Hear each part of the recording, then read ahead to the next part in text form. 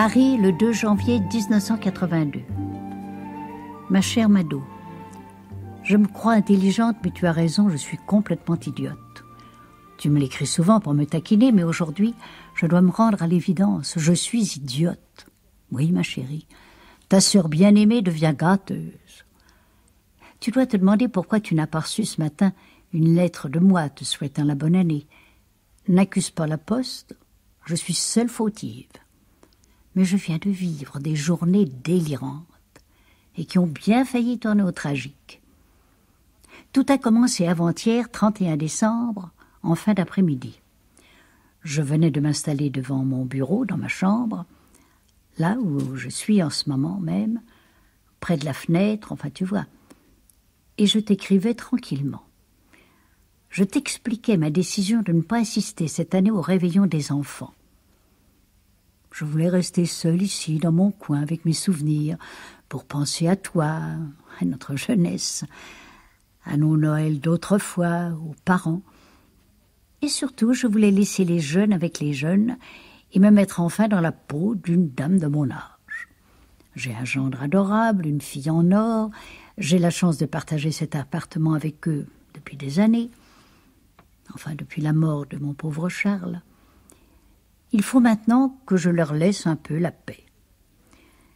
J'étais donc fermement décidée à ne pas bouger d'ici de toute la soirée, sauf pour aller les embrasser et boire une ou deux petites coupes de champagne aux 12 coups de minuit. Bref, je me voyais très bien dans le rôle de la bonne grand-mère qui s'efface doucement pour que la jeunesse s'amuse. Voilà ce que j'étais en train de t'écrire quand...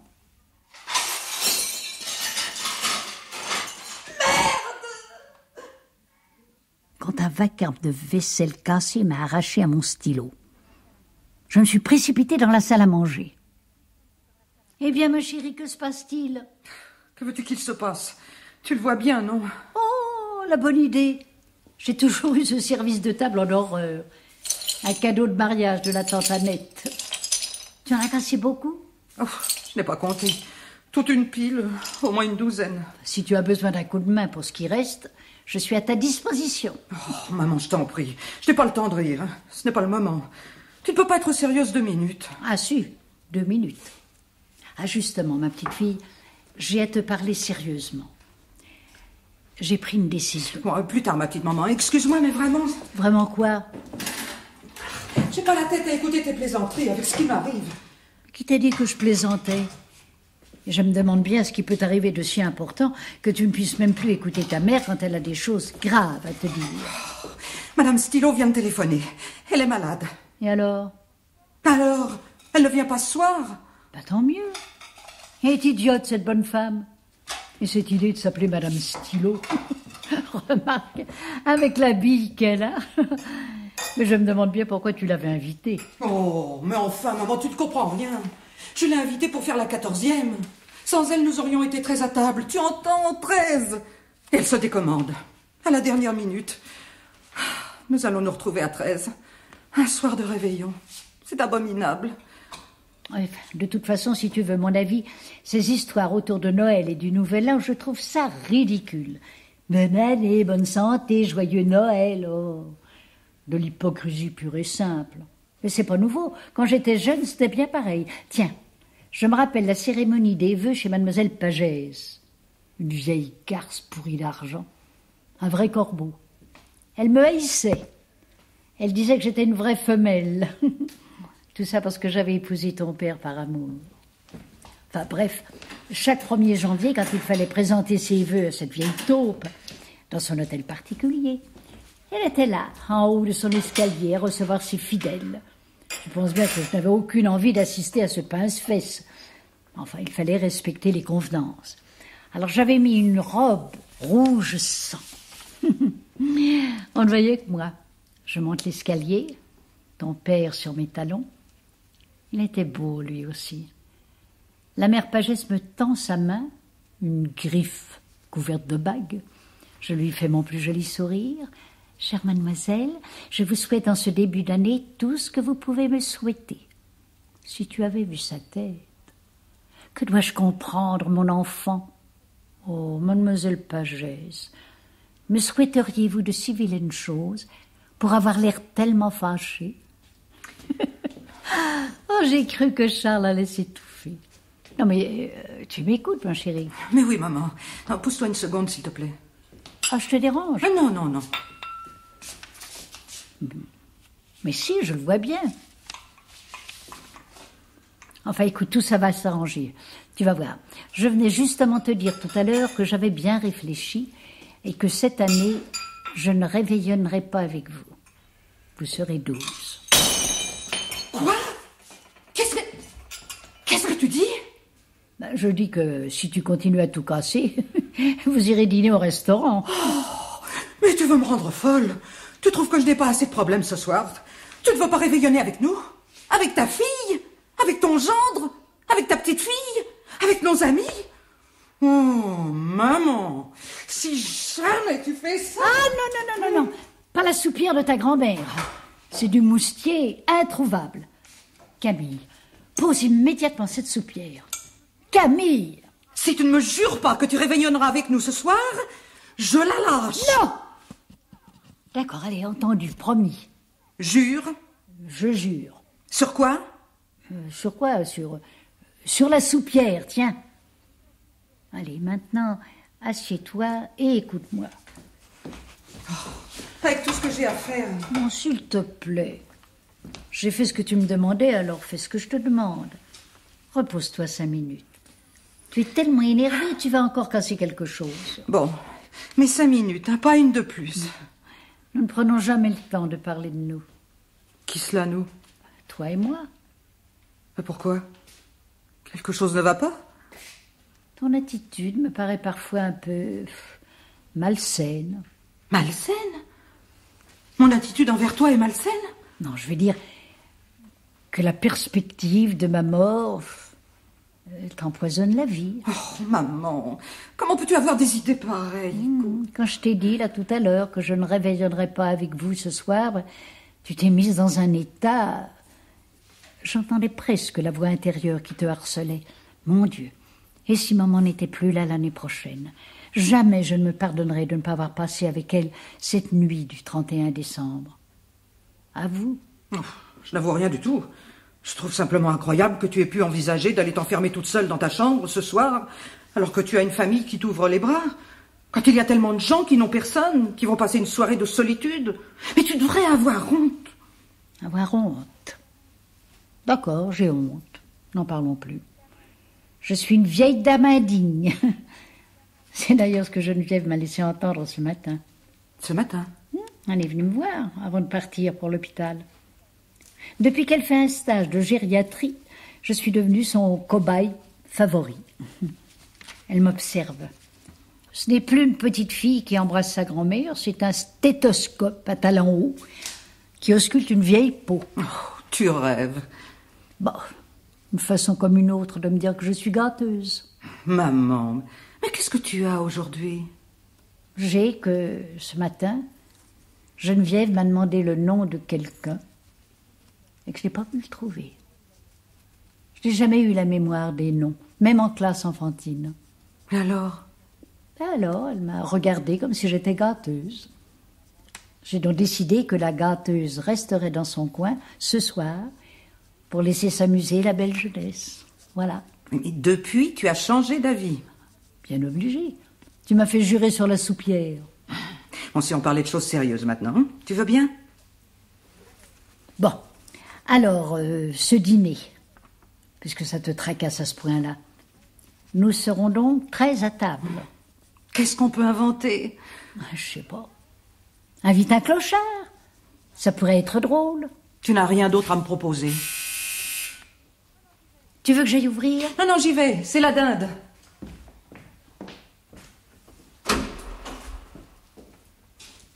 Monsieur, vous désirez? Bonjour madame, excusez-moi de vous déranger. Michel Collat, je suis à la fac avec Geneviève. Oh, mais bien sûr, je vous reconnais. Je suis désolée, mais Geneviève n'est pas là. Oh, ça ne fait rien, je venais juste déposer un dossier qu'elle m'avait prêté. Si elle veut, elle peut m'appeler ce soir, je ne bougerai pas de chez moi. Et vous réveillonnez en famille, peut-être? Non, je vis seul à Paris. Ma sœur passera vraisemblablement me dire bonsoir. Camille, n'oublie pas le clochard. J'ai une idée. Venez dîner tous les deux ce soir. Oh, ce serait formidable. Mais vous croyez que ça n'ennuiera pas Geneviève? Bien au contraire. Maintenant, pardonnez-moi de vous chasser, Michel, mais il nous reste encore beaucoup de préparatifs.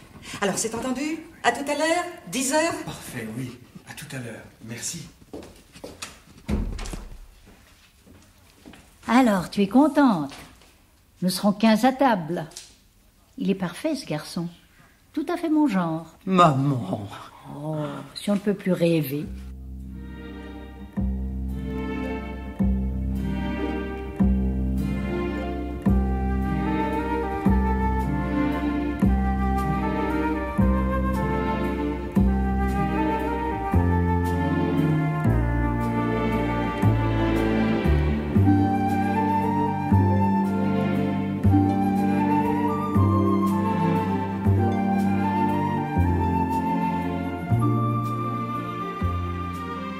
Geneviève, ma chérie, tu peux m'aider à ranger les fleurs?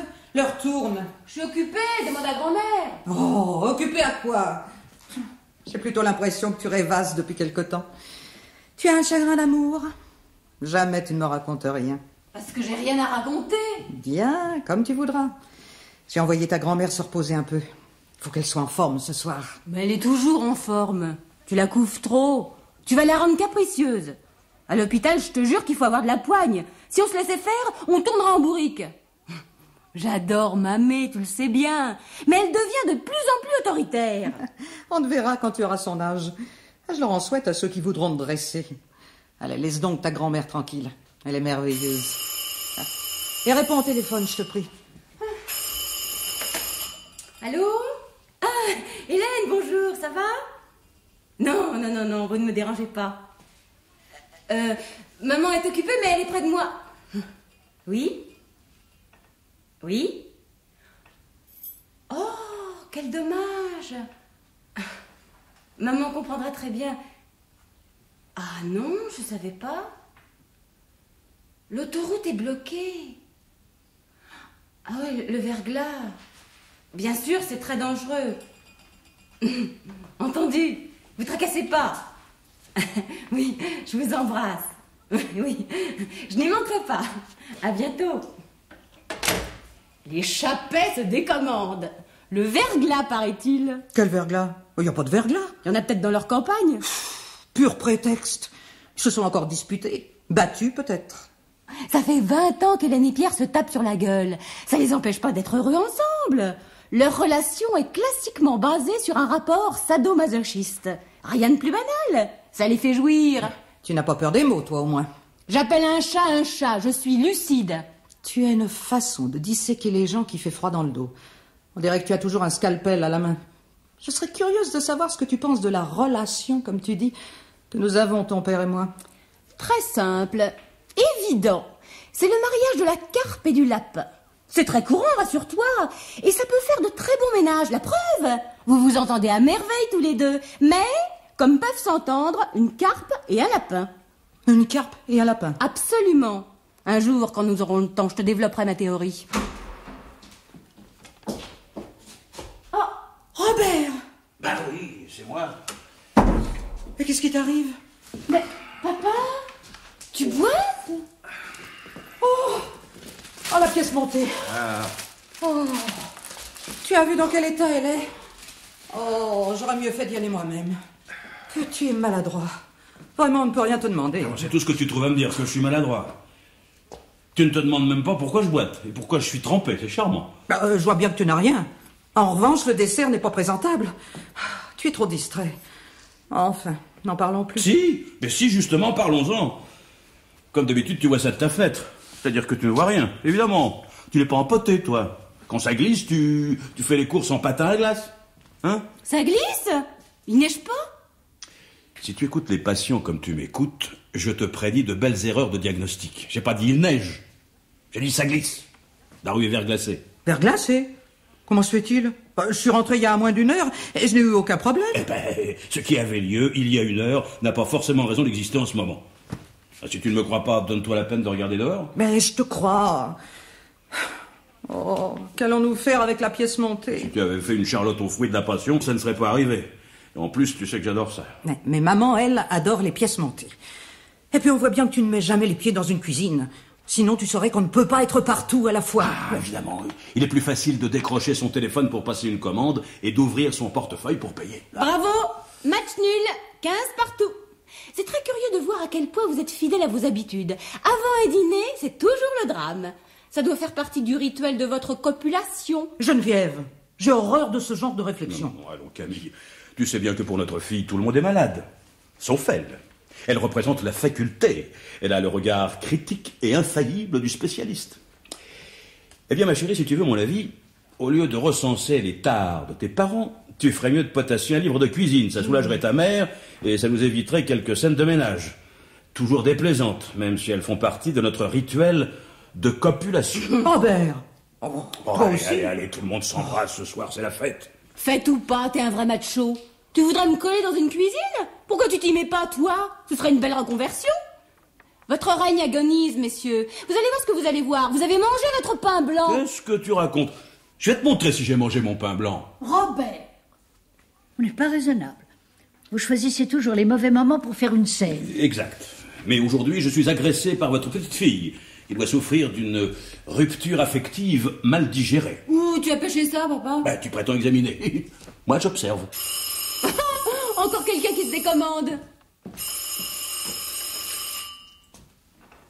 Oui? Germaine? Vous ne pouvez pas venir?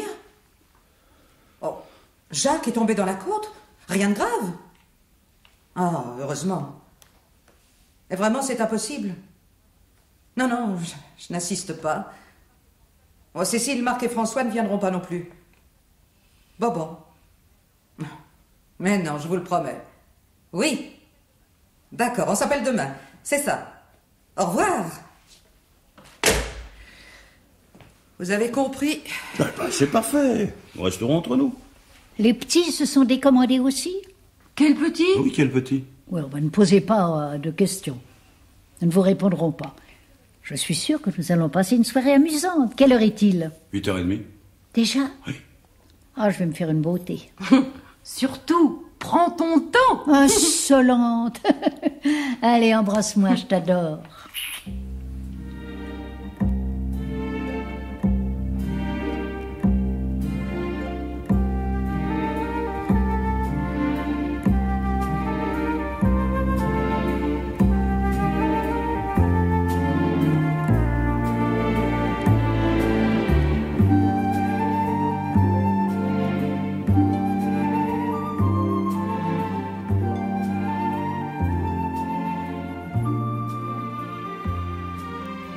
Je suis ravie que vous soyez venus. J'étais inquiète. Imaginez-vous que tous nos autres invités se sont décommandés. C'est ce verglas, subitement. Oui, on s'aperçoit qu'il suffit de bien peu de choses pour paralyser les Parisiens. Que cela ne nous empêche pas de prendre un verre. Mon mari et Geneviève ne vont pas tarder. Maman, qu'est-ce que tu prends? Ah, je sais que ce n'est pas bien raisonnable, mais je meurs d'envie d'un Alexandra. Un Alexandra? Oh, mais je sais pas faire ça, moi. Et vous, Michel? Non, je suis désolé. Écoute, j'ai mis du sauterne à rafraîchir. Tu l'adores. Excellente idée. Ainsi, je ne ferai pas de mélange. Et vous, mademoiselle, que prendrez-vous? Oh, je m'appelle Caroline. Un peu de whisky avec du coca, si vous voulez bien, mais je peux me servir? Parfait, je vous laisse. Et vous, Michel? Un gin tonic, s'il vous plaît. Nous sommes très touchés, Caro et moi. C'est si gentil à vous de nous avoir invités. Nous attendions à finir l'année seuls, tous les deux. C'est un vrai rêve, vous savez. Les rêves sont le sel de la vie. Moi, je rêvais d'être aviatrice. Mais quand j'ai appris qu'il fallait s'entortiller dans de vieux journaux pour ne pas mourir de froid et respirer des oignons pour ne pas suffoquer, j'ai renoncé. Ah, j'ai horreur de l'odeur du papier journal. Quant aux oignons, il suffit de bien peu de choses pour nous décourager parfois. J'espère que vous êtes plus tenace que moi. Vous choisissez un bien beau métier, jeune homme. C'est vrai, oui. Et vous, Caroline, vous travaillez? Qu'est-ce que vous faites? La mode, pour enfants. Oh, tiens, c'est amusant. Mon mari aussi. Ah oui? Il s'occupe d'élénage dans une petite entreprise. Chandail, chaussettes. Il dirige la fabrication.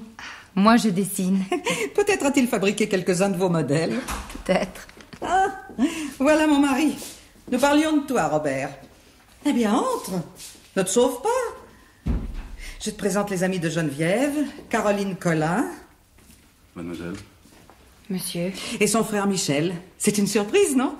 Ah oui, absolument, c'est une vraie surprise.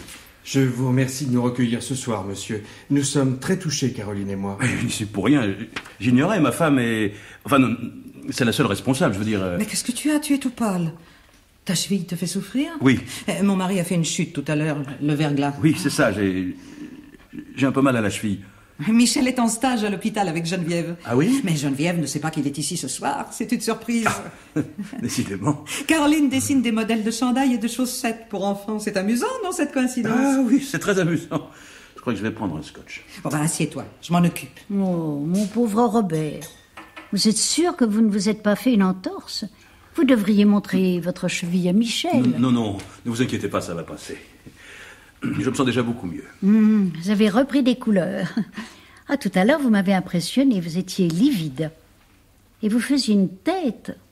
Vous aviez plutôt l'air de vous préparer à suivre mon enterrement qu'à participer à un réveillon. Oh, maman. Oui, allez, je ne dis plus rien. Promis. Quelqu'un peut m'aider? J'ai des ennuis avec ma fermeture éclair. Pour une fois que je mets une robe. Ah, Michel, qu'est-ce que tu fais ici? Ah, c'est la surprise. Ton ami Michel et sa sœur Caroline, que tu ne connais pas encore, je crois. Tu vas m'expliquer? Oui. Ah, vous êtes vraiment bizarre ce soir, ton père et toi. Allez, déridez-vous. Cette nuit, on laisse tous les ennuis à la porte.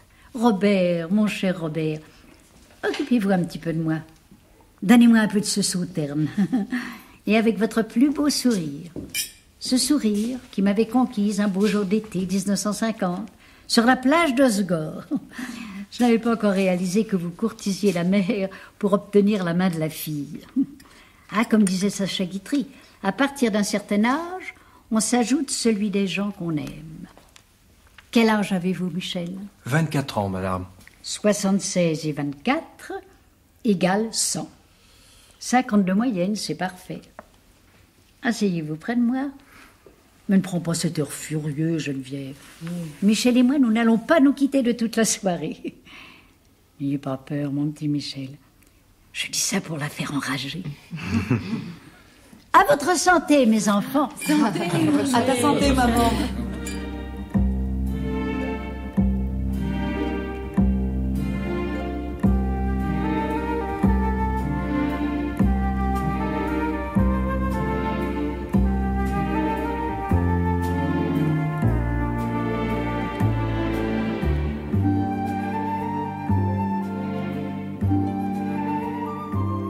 Elle avait des façons vraiment de désoler un pauvre amant, que c'en était vraiment charmant. Dans son logique. Mais je trouve encore meilleur le baiser de sa bouche en fleurs, depuis qu'elle est morte à mon cœur. Dans son logique, je me souviens des heures et des entretiens. Et c'est le meilleur de mes biens. Dans son logique. Maman, mais tu ne m'avais jamais dit ce poème. C'est superbe.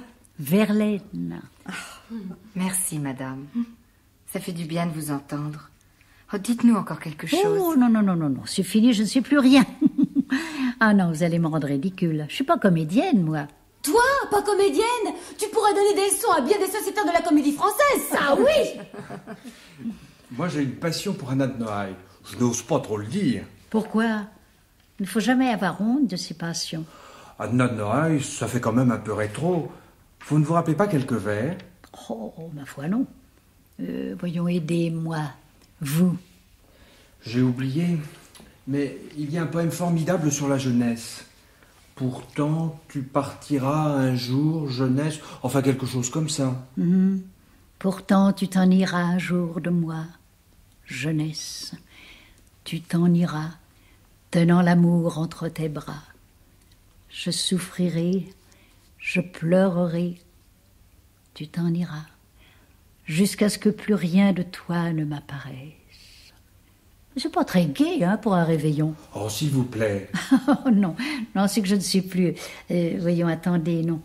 Ah, je me rappelle pas. À la fin, peut-être. Et quand l'automne roux effeuille les charmilles où s'asseyait le soir la menthe de Rousseau, Être une vieille, avec sa laine et son fuseau, qui s'irrite et jette un sort aux jeunes filles. Faites attention, mesdemoiselles. Si vous n'êtes pas sage, je vais vous jeter un sort. Tu entends, Geneviève? Oui, grand-mère, mais je n'ai pas peur de toi. Tu aimes bien trop la jeunesse pour jeter un sort aux filles. Ah, jeunesse, qu'un jour vous ne soyez plus là. Vous, vos rêves, vos pleurs, vos rires et vos roses, les plaisirs et l'amour vous tenant. Quelle chose pour ceux qui n'ont vraiment désiré que cela. Je t'adore, toi. Tu as une tête de mule, mais je t'adore. Tu veux une claque? Bon, enfin, maintenant, hein, la soirée culturelle, c'est terminé. Camille, ma chérie, tu devrais nous mettre un peu de musique. Ah, quand je pense que je ne voulais pas sortir de ma chambre ce soir, et puis vous êtes là, à me fêter, à m'écouter. Ah, c'est grisant. Oh, mes enfants, vous n'imaginez pas la joie que vous me faites. Je vous regarde et je découvre des fils impalpables qui nous unissent les uns aux autres. Des fils? Comment ça? Je ne sais pas. Une intuition. Tenez, ça me donne l'idée d'un petit jeu. Une espèce de jeu de la vérité. Ah, non, par exemple. La dernière fois que j'ai joué au jeu de la vérité, tout le monde s'est quitté fâché. Mais non, c'est pas ça du tout. Je vais vous expliquer. C'est très simple et sans aucun danger. Il suffit d'imaginer.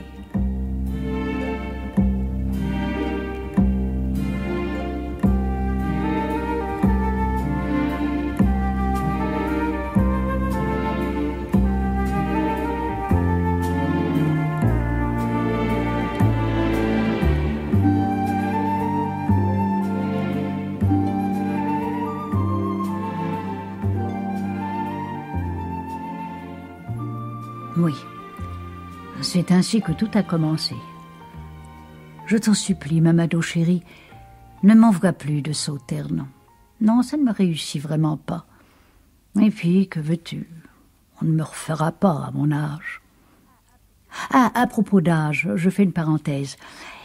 Hier, j'ai pris le thé chez Germaine Boulard. Tu te rappelles, Germaine? La grosse, là, que ses parents avaient envoyé passer des vacances avec nous quand nous étions petites, dans le Tarn. Je l'ai retrouvée, tout à fait par hasard, chez la mère d'une amie de Camille. Bref, hier, chez elle, une bonne femme qui était là lui demande son âge. Je le connais, son âge. C'est le même que le mien, 76 ans. Tu sais ce qu'elle a eu le culot de répondre? 67 ans. Je l'ai regardée et j'ai dit, 67 ans? Comme au tiercé, alors dans le désordre. Elle était furieuse. Bon, enfin, pour en revenir à la soirée du 31, je faisais ma coquette. Enfin, tu me connais, je voulais plaire. En tout bien, tout honneur. Ne ris pas, idiote. Oui, je voulais séduire Michel, qu'il se dise « Quelle merveilleuse vieille dame !» Comme elle est plus amusante que toutes ces gamines de la faculté, quelle vitalité, quel esprit. En un mot, je faisais feu des 4 fers. Je me sentais bien dans ma peau, bien dans ma robe, élégante, presque belle encore. Ce Michel est délicieux, charmant, jeune, traînant tous les cœurs après soi, tel qu'on dépeint nos dieux, comme Maurice Phèdre. Enfin, tu vois que je suis folle. Mais véritablement, il est adorable, attentionné, ce qui ne gâte rien, superbe. Des dents, des cheveux, des épaules, des yeux, des mains. Bon, enfin, parfait. Je laisse courir ton imagination. J'étais conquise, et je me suis lancée à corps perdu dans ce jeu démoniaque. J'allais de l'un à l'autre, je posais des questions, je tirais des conclusions, je prédisais l'avenir, je me prenais pour Nostradamus. Bref, enfin, je faisais l'intéressante. Ils étaient là, tous les 5, autour de moi. Ils m'écoutaient, me regardaient, me répondaient. Ah, c'était une merveilleuse soirée. J'étais grisée, et pas seulement de sauterne. je m'étais mise en tête d'inventer les liens qui auraient pu nous attacher les uns aux autres. Je bâtissais des romans, je tissais des fils. J'inventais de toutes pièces, tu t'en doutes bien. Bref, oui, je sais, c'est au moins la 4e fois que j'écris ce mot « bref ». Bref, donc, je m'amusais sans me rendre compte qu'insensiblement, le climat changeait. L'atmosphère devenait tendue. Mais je ne voyais rien. Je continuais mon chemin. Tenez, vous, Caroline, qui n'êtes ni mariée ni fiancée, vous auriez très bien pu rencontrer mon gendre, Robert, avant ce soir, puisque vous travaillez dans la même branche. Comment l'auriez-vous trouvé? Oh non, écoutez, ça devient d'un goût douteux. Vous ne pensez pas? Je vous ai rien demandé à vous. Caroline, répondez. Eh bien, je l'aurais trouvé tel qu'il est. Séduisant. Et vous auriez succombé à cette séduction? Pourquoi pas? Et voilà. Alors vous imaginez la situation, le parfait vaudeville. Vous êtes donc la maîtresse de Robert. Maman! Mais quoi? C'est un jeu, ma chérie. Vous voyez tout ce que le hasard pourrait faire, dans quelle situation rocambolesque il peut placer les pauvres humains. Et ce que le hasard ne fait pas, nous pouvons toujours l'inventer. Il suffit d'avoir un peu d'imagination. Tu me vois d'ici, Mamadou. Je parlais, je virevoltais dans le salon, je galopais à cheval sur mon balai. Vieille sorcière qui se prenait pour une bonne fée. Dans les romans d'Agatha Christie, il y a une Miss quelque chose, tu sais, qui vit dans un ravissant cottage et qui dénoue toutes les intrigues policières, qui trouve toujours qui est l'assassin. Oui, au cinéma, c'était Margaret Rutherford, oui, qui jouait ça. Moi, je m'y croyais. J'allais. Mais soudain, je me suis arrêtée pile au milieu d'une phrase. Il y a longtemps que tu n'es pas venu à la maison, mais peut-être te souviens-tu de la disposition du salon. Tu vois, le grand canapé, et derrière le canapé, une glace qui tient presque tout le panneau. Camille, Michel, Geneviève étaient assis dans des fauteuils. Caroline sur le canapé dans le coin gauche. Robert dans le coin droit.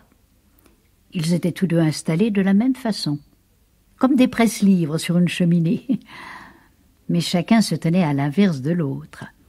Caroline étendait son bras droit sur le dossier, alors que Robert y étendait son bras gauche.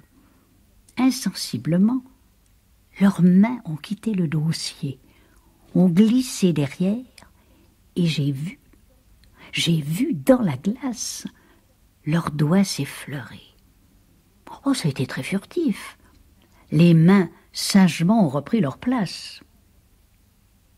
J'étais pétrifiée. Je réalisais soudain ce que je venais de faire. Avec mes discours, j'avais fait germer chez Robert et Caroline une idée qui ne leur serait jamais venue à l'esprit. Et là, dans cette pièce, à quelques mètres de Camille, le sauterne n'y était pour rien. Je n'avais pas rêvé. Il y avait un étrange silence dans le salon. Comme une somnambule, je les ai regardés à tour de rôle. Et je suis sortie. Dans ma chambre, je me suis assise sur le bord de mon lit et je suis restée là, les yeux dans le vide. Combien de temps, je n'en sais rien. Tout à coup, j'ai entendu Geneviève qui me parlait. Eh ben, grand-mère, qu'est-ce que tu fais? Tu es malade? Non, je suis pas malade. T'as une tête? On jurerait que tu viens de voir un fantôme. Donc, un fantôme, non. Non, j'ai pas vu de fantôme. Allez, viens. Non, je reste ici. Les jeunes avec les jeunes. Je suis d'un autre âge. Et demain, je m'en irai. J'irai retrouver ma sœur. Je finirai ma vie là-bas, au milieu de nos vignes, avec des vieux, comme moi. Plus jamais je ne mettrai les pieds à Paris. Cette ville me dégoûte. Mais qu'est-ce qui t'arrive? Tu étais dans une forme étonnante il y a 10 minutes. Caroline nous le faisait remarquer, justement. Je me fous de ce que pense Caroline. Oh, grand-mère, ça par exemple, c'est bien la première fois que je t'entends dire un gros mot. Oui, je peux en dire d'autres, si tu insistes. Tu veux savoir? Eh bien, vous m'emmerdez tous. Tu nous ferais pas une crise maniaco-dépressive par hasard? Oh, laisse-moi tranquille avec tes crises. On n'est pas à l'hôpital. J'en ai assez de te servir de cobaye. Ou plutôt, si, tiens, tu as raison. Je fais une crise. Mais elle n'est pas maniaco-dépressive, non. C'est une crise de lucidité aiguë. Je crois tout connaître et puis je ne sais rien. Je ne suis qu'une bécasse prétentieuse. Alors que je m'imagine avoir la sagesse de la chouette. Ah, une vieille chouette, oui. Voilà ce que je suis devenue. Eh bien, la chouette vous salue. Elle rentre chez elle. Oh, fais pas la mauvaise tête, viens. Ce soir, c'est la fête. Et alors, sous prétexte que c'est la fête, on peut faire n'importe quoi. Se conduire comme des malpropres. Qui se conduit comme des malpropres? Ça ne te regarde pas. Tu me prends vraiment pour une idiote, hein? On va pas changer papa. Ah, parce que tu es au courant. Bravo. Mamie, tu peux garder un secret? Ce que tu as compris tout à l'heure. Tout le monde le sait, sauf maman. Tu plaisantes? Non, c'est pas le moment. Mais moi qui n'ai rien vu. Pauvre Camille. Moi, ton père est un salaud. Amener sa maîtresse chez sa propre femme. Et un soir de réveillon en plus. Mais tu n'y es pas du tout, ma pauvre grand-mère. C'est pas papa qui a amené Caroline ce soir, c'est Michel. Un joli coco, celui-là. Moi qui le trouvais si gentil. Il pouvait pas deviner. Tu veux dire qu'il n'était pas au courant de la liaison de sa sœur? Ah non. De toute façon, tout ça, c'est de la vieille histoire. C'est fini, terminé. Mais tu te trompes sur Caroline. C'est une chic fille. Quand elle a vu que ça devenait sérieux avec papa, elle a rompu. Et c'est à cause de toute cette histoire que moi, j'ai rompu avec Michel. Non mais qu'est-ce que tu dis? Qu'est-ce que tu viens de dire? Répète. C'est à cause de toute cette histoire que j'ai rompu avec Michel. Tu veux dire que Michel et toi? Ben, oui. Alors tout ce que j'inventais tout à l'heure, Robert et Caroline, Geneviève et Michel, c'était la vérité. Je croyais faire du roman et tout ce que je disais était vrai. Je commence à comprendre la tête que vous faisiez là tous les quatre. Mais quelle vieille folle je suis. Quelle idiote. Je te répète que cette aventure est terminée depuis longtemps. Ah, tu crois ça? En attendant, il se caressait le bout des doigts, il y a pas même 10 minutes, sous mon nez. Un vague souvenir. Oui, admettons. Alors, toi et Michel, continue. Le jour où Michel m'a raconté l'histoire de sa sœur, il m'a dit qu'elle avait été très malheureuse, que c'était un type dégueulasse de lui avoir caché qu'il était marié, qu'elle l'avait appris par hasard, qu'il mériterait qu'on lui casse la gueule. Alors comme le type c'était mon père, ça m'a énervé. J'ai pris le contre-pied. J'ai soutenu que Caroline était une garce, que c'était dégoûtant ces filles qui détournent de leur chemin des hommes bien tranquilles, que c'était une allumeuse, etc. Au fond, j'en pensais pas un mot, mais on s'est disputé. Et pour finir, je l'ai traité de petit con, et je lui ai dit que je voulais plus le voir. Et ensuite? Ensuite rien. Mais quand je l'ai trouvé ici ce soir, j'étais furieuse. Et j'ai cru qu'il avait amené Caroline pour foutre la merde, tu comprends? Un demi-mot. Tu as des expressions plutôt vulgaires, mais qui ont au moins le mérite d'être claires. En tout cas, tu es idiote. Parce que ce Michel est charmant. Intelligent, beau... Oui, tu es amoureuse de lui, ça saute aux yeux. Heureusement que tout est fini entre lui et moi, sinon je te ferai une scène de jalousie. Allez, donne-toi un coup de peigne et viens. Eh ben, passe devant. J'arrive. Laisse-moi 5 minutes.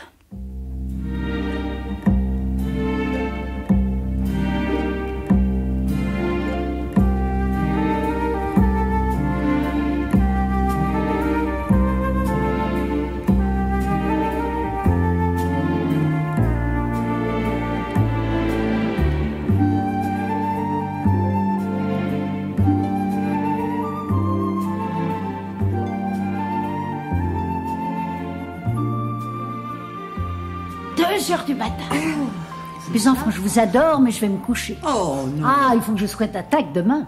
Mais qu'est-ce qui se passe demain? Comment? Qu'est-ce qui se passe? Mais c'est le 1er janvier. D'ailleurs, c'est pas demain, c'est aujourd'hui. Enfin, tout à l'heure, maintenant. Eh oui. La fête continue. C'est cela, aimer la vie. Faire que le lendemain de la fête soit encore un jour de fête. Oui, enfin, vous comprendrez plus tard, quand la vie vous aura un petit peu tourneboulé. Robert. Oui. Encore un doigt de sauterne, hein? Je vous en prie. Et après, je vous laisse. Oh, déjà? Ah, ça c'est gentil. Mais nous nous reverrons, mon petit Michel. Vous m'emmènerez au cinéma. Avec joie. Quand vous voudrez. Tout de suite. Regardez la tête de Geneviève. Mais ne t'en fais pas, ma chérie. À 2h du matin, les cinémas sont fermés. Et aujourd'hui, je vais en voyage. En voyage? Oui, j'ai envie de voir la mer dans la lumière du premier jour de l'année. À Dieppe, pour revivre un vieux souvenir. Je prendrai un train vers midi. Dormez bien. Bonne année, mes chéris. Michel. Oui. Michel, on se téléphone, hein? Ok. Ok, madame, pardon. Ok, mamie. Venez que je vous embrasse. Salut tout le monde. Bonne année. Bonne année. Bonne année. Salut tout le monde.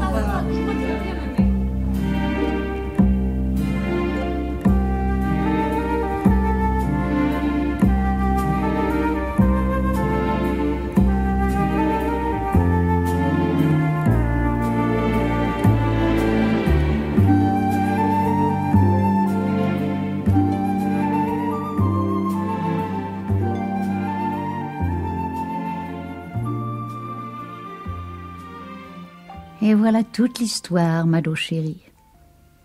Nous sommes allés voir la mer. Le verglas avait disparu.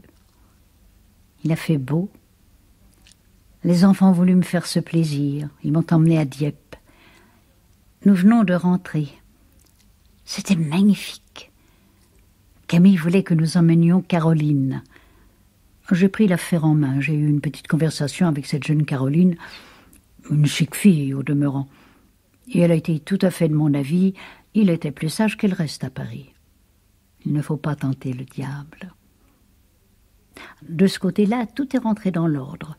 Robert a eu tellement peur que Camille s'aperçoive de quelque chose qu'il en est devenu tout tendre avec elle. Nous sommes donc partis tous les 5. Oui, Michel nous a accompagnés. Camille voulait que je monte devant en voiture. Mais j'ai refusé, je me suis installée derrière, au milieu, entre les deux petits, parce que Geneviève faisait mine de ne pas vouloir approcher Michel. Et le caractère elle a, celle-là. Oh, ça ne l'empêche pas d'être adorable. Elle était donc à ma gauche, et elle avait étendu son bras derrière moi sur la plage arrière. Au bout d'un moment, Michel a dû avoir une crampe.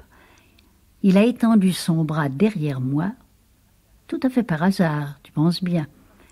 Et comme par hasard, leurs mains se sont rencontrées. Je m'amusais comme une folle. Je voyais ce petit manège dans le rétroviseur. Décidément, on ne se méfie jamais assez des miroirs. Je repensais aux mots de Cocteau. Les miroirs devraient réfléchir à 2 fois avant de renvoyer les images. Oui. Autant le miroir du salon aurait dû réfléchir avant de me faire voir ce que j'y ai vu, autant ce brave rétroviseur m'a comblé d'aise. J'espère que ce beau et gentil Michel va dompter notre Geneviève et que dans quelques mois je pourrai t'annoncer que tu es arrière-grand-tante. Voilà, ma chérie. Je suis fatiguée mais heureuse. Tout est en ordre. Et j'y suis pour quelque chose. Tout compte fait, mon petit jeu stupide n'a pas été inutile. Maintenant, il va falloir que je m'occupe de cette jeune Caroline. J'ai envie de lui faire rencontrer le fils Pujol. Je suis sûre qu'il ferait un très bon mari pour cette petite. Oui, oh, je t'entends d'ici, Mamado. Tu es en train de te dire que ta sœur est une vieille entremetteuse. Il est tard, je vais me coucher. La fête n'a pas été très réussie, mais le lendemain était superbe. Le sommeil. Je t'embrasse tendrement. Que cette année te soit douce, ma chérie. J'irai bientôt te voir et, qui sait, je resterai peut-être avec toi. Notre province me manque. Paris n'est pas fait pour moi. Je vais dormir la conscience tranquille. J'ai bien travaillé.